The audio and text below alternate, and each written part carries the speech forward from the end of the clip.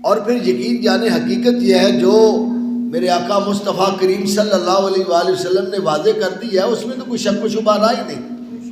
ماہ رمضان صبر کا مہینہ ہے، ماہ رمضان آپس میں محبت و پیار کا مہینہ ہے، ماہ رمضان وسعت و برکت کا مہینہ ہے۔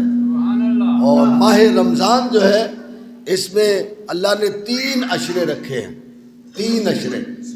پہلا عشرہ رحمت کا، دوسرا عشرہ مغفرت کا، اور تیسرا عشرہ دوزخ سے رہائی کا۔ یہ بات بڑی غور طلب بات ہے کہ آپ خود فیصلہ کریں کہ اللہ نے کتنا احسان ہم غلاموں پر، حضور کے غلاموں پر فرمایا کہ ایک تو پورا مہینہ عطا فرمایا، پھر 3 عشرے عطا کر دیے۔ عشرہ کہتے ہیں 10 دن کو، 10 کو عشرہ کہتے ہیں۔ یہ پہلے جو 10 دن کا عشرہ ہے نا، یہ رحمت ہی رحمت ہے، رحمت ہی رحمت، جدھر دیکھو گے رحمت ہی پاؤ گے۔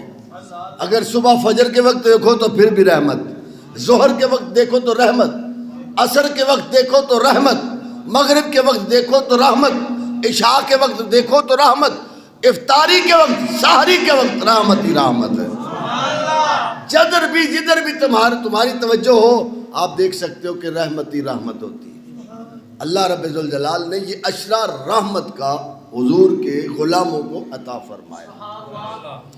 اب یہ ماہ رمضان، اس ماہ رمضان جو رب نے عطا کیا، اس کا مقصد کیا ہے؟ اس کا مقصد ہے تقوی۔ مقصد کیا ہے؟ تقوی۔ میرے آقا کریم علیہ السلام کے غلاموں توجہ چاہوں گا، روزہ صرف پیٹ کا ہی روزہ نہیں ہے، منہ کا روزہ نہیں ہے، بلکہ زبان کا بھی روزہ ہے، آنکھ کا بھی روزہ ہے، ہاتھوں کا بھی توجہ کریں، ہاتھوں کا بھی، پاؤں کا بھی، دل کی تہ میں جو دنیا بس رہی ہے اس کا بھی روزہ ہے۔ ایسا نہ ہو کہ کھانا تو کھا لیا، سارا دن بھوکے بھی رہے لیکن ہاتھ سے بھی گناہ ہوتے رہے، پاؤں سے بھی گناہ ہوتے رہے، زبان بھی بہکتی رہی، دل بھی بہکتے رہے۔ کہیں ایسا نہ ہو کہ تمہارے قدم تو گناہوں کی طرف چلتے رہے اور تم نے روزہ رکھنے کا ڈھونگ رچائے رکھا۔ میرے رسول پاک صلی اللہ علیہ وآلہ وسلم کہتے ہیں جب تو روزہ رکھ لے تو پھر سمجھ جا میں اللہ کے جو قانون بنائے ہوئے میں اس میں پابند ہو چکا ہوں۔ اللہ کے بنے ہوئے قانون جو ہیں اس میں کسی قسم کی مداخلت نہیں کر سکتا۔ میں اگر اس میں مداخلت کروں ہلاک ہو جاتا ہوں۔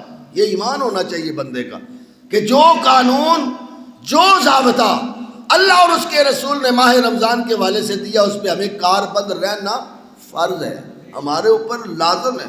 ہم اس سے آگے پیچھے ذرا برابر بھی۔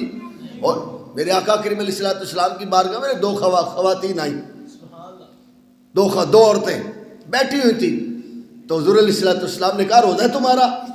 کہا جی یا رسول اللہ صلی اللہ علیہ وسلم ہمارا روزہ ہے۔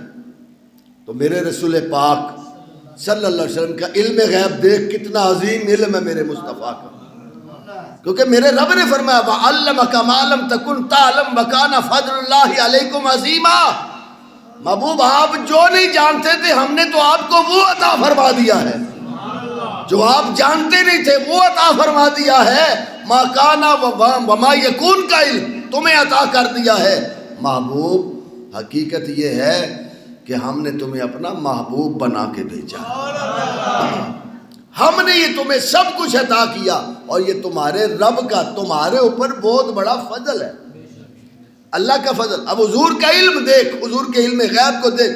لوگ کہتے ہیں حضور جانتے کچھ نہیں، پسے دیوار کچھ نہیں جانتے، آپ تو کچھ بھی نہیں جانتے، جبکہ ہمارا اہل سنت کا عقیدہ قرآن کے مطابق یہ ہے کوئی ایسا محبوب نہ ہوگا نہ کہیں ہے، کوئی ایسا محبوب نہ ہوگا نہ کہیں ہے، بیٹھا ہے چٹائی پہ مگر عرش نشین ہے، بیٹھا ہے چٹائی پہ مگر عرش نشین ہے۔ ہمارا یہ عقیدہ ہے، ہمارا یہ وجدان ہے، ہمارا یہ ایمان ہے، ہمارا یہ ایقان ہے کہ میرے مصطفیٰ کریم بے شک چٹائی پہ بیٹھے ہیں لیکن عرش و پار کی باتیں میرے رسول فرماتے ہیں۔ حضور علیہ السلام نے پوچھ لیا بتاؤ تمہارا روزہ رکھا ہے تم نے؟ کہا یا رسول اللہ روزہ رکھا ہے۔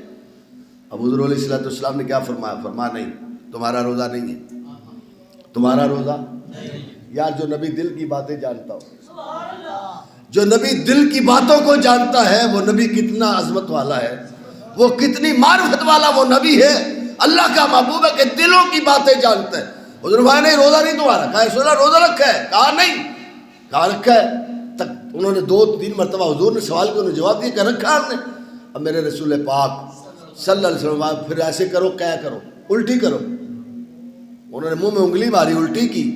جب الٹی کی تو خون اور بوٹیاں، گوشت کے چھوٹے چھوٹے لوتھڑے بھی باہر آئے۔ فرمایا بتاؤ یہ تم کہتے ہو روزہ رکھ، گوشت کھانے کے بعد بھی تمہارا روزہ بچا ہوا ہے؟ یا رسول اللہ صلی اللہ علیہ وسلم انہوں نے سحری کے بعد کچھ بھی نہیں کھایا۔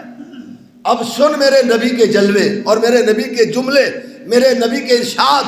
میرے نبی پاک صلی اللہ علیہ وآلہ وسلم نے فرمایا تم فلاں جگہ بیٹھ کے تم نے اپنی بہنوں کی غیبت نہیں کی تھی، تم ان کی چغلی نہیں کھا رہے تھے وہاں بیٹھ کے؟ یا رسول اللہ صلی اللہ علیہ وسلم یہ غلطی تو ہم سے ہو گئی، یہ غلطی۔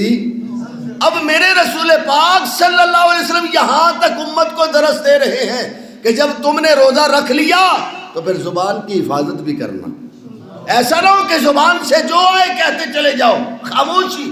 اور میں میرے رسول پاک صلی اللہ علیہ وآلہ وسلم ہے جو شخص زیادہ خاموش رہتا ہے نا دنیاوی باتیں کرنے سے، زیادہ خاموش، وہ عقل مند ہوتا ہے۔ وہ اور زیادہ بولنے والا، حضور فرماتا ہے زیادہ بولنے والا بے وقوفی کا مظاہرہ بھی کرتا ہے اور کہیں نہ کہیں اس کی زبان بھی تھڑک جاتی، جھوٹ بھی بول جاتا ہے۔ اب رسول پاک صلی اللہ علیہ وآلہ وسلم تمہارا روزہ نہیں ہے، تم نے اپنی بہنوں کا گوشت کھایا ہے۔